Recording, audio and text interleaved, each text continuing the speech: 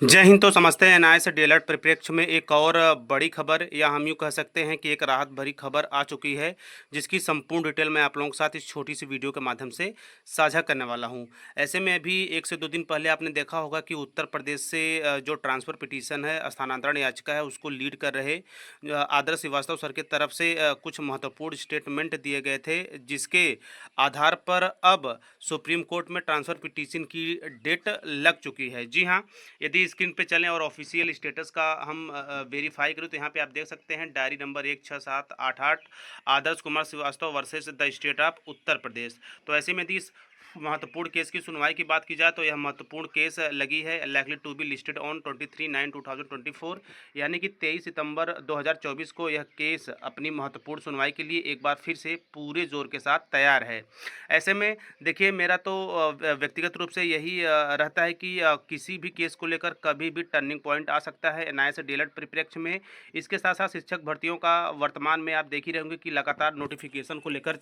जो है कि विभाग आगे बढ़ रहा है। इसी के मद्देनज़र एनआईए से डीएलएड वैलिड होना अति आवश्यक है, ताकि जो शिक्षक भर्ती का कैरियर है उसमें हम अपने आप को ऐड कर पाएँ व शिक्षक भर्ती की तैयारी कर एक सीट भी सुनिश्चित कर पाएँ। तो सब मिलाकर अच्छी खबर के तहत या एनआईए से डीएलएड के राहत भरी खबर के अंतर्गत अब ट्रांसफ़र पिटीशन, यानी कि जो स्थानांतरण याचिका है, जो कि Adarsh Kumar Srivastava versus the state of Uttar Pradesh की जो है कि नाम से 23/9/2024 को एक बार फिर से सुप्रीम कोर्ट में महत्वपूर्ण ढंग से सुनवाई के लिए तैयार रहेगा। इसी के साथ साथ यदि सितंबर माह के ही जो है कि अंतिम सप्ताह की बात की जाए, तो यहाँ पे आप देख सकते हैं कौशिक दास सर की केस की बात की जाए, तो यहाँ पर भी 24/9/2024 यानी कि 24 सितंबर 2024 को इस महत्वपूर्ण केस की सुनवाई है। तो ऐसे में आप लगातार देख सकते हैं बैक टू बैक दो महत्वपूर्ण केसों की सुनवाई सुप्रीम कोर्ट में होनी है, और किसी एक का भी फैसला अपने आप में काफ़ी निर्णायक हो, काफ़ी खास होगा एनआईए से डीएलएड को शिक्षक भर्ती में सम्मिलित करने हेतु परिप्रेक्ष्य में।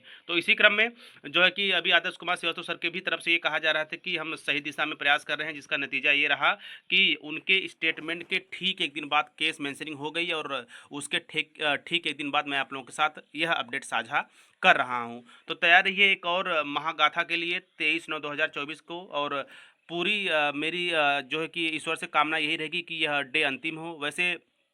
संपूर्ण चीज़ें आपको भी पता है कि सुप्रीम कोर्ट के सुनवाई पर डिपेंड करती है, पर हम ईश्वर से कामना करेंगे कि यह सुनवाई अंतिम हो, क्योंकि आगे आने वाले 1 से 2 महीने में आपको 1 से 2, या फिर हम यूँ कह सकते हैं कि 3 से 4 प्रदेशों में शिक्षक भर्ती का नोटिफिकेशन आ जाएगा, जिसके क्रम में सबसे महत्वपूर्ण है बिहार फेज 4, इसके साथ साथ उत्तर प्रदेश सुपर टेट 2024, इसके साथ साथ एमपी में आपको वैकेंसीज देखने को मिलेगी, छत्तीसगढ़, हरियाणा। तो कई ऐसे राज्य हैं जो कि वर्तमान समय में 1 से 2 महीने बाद वो नोटिफिकेशन जारी कर देंगे, और अप्रैल नए सत्र के साथ साथ उनकी क्लासेस भी स्टार्ट हो जाएंगी। तो उनका यही प्रयास रहेगा कि नए सत्र से पहले एग्ज़ाम जो है नोटिफिकेशन एग्ज़ाम और ज्वाइनिंग सारी जो है प्रक्रियाएं कंप्लीट कर ली जाए। तो इसी क्रम में 23/9/2024 जो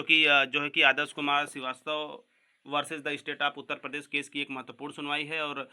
सब कुछ ठीक रहा तो यह केस अंतिम हो सकती है। इसी क्रम में रिव्यू के लिए भी लगातार प्रयास किया जा रहा है, चूँकि आप देख रहे होंगे कि रिव्यू को लेकर कोई विशेष अपडेट नहीं आ रही है, तो